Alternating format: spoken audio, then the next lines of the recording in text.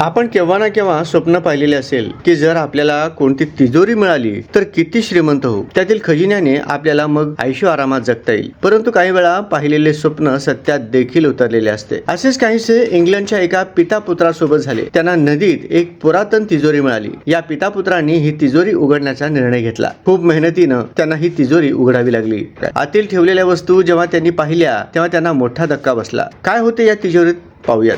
इंग्लंडमध्ये राहणारे 15 वर्षाचे जॉर्ज टिंडले आपल्या 52 वर्षाच्या वडिलांसोबत लिंकनशायर येथील ग्रॅथम येथे राहतात. दोघांना मासे पकडण्याचा मोठा शौक आहे. याशिवाय त्यांना आणखी एक छंद आहे, तो म्हणजे नदीत लोह चुंबक टाकून रहस्यमय वस्तू शोधण्याचा.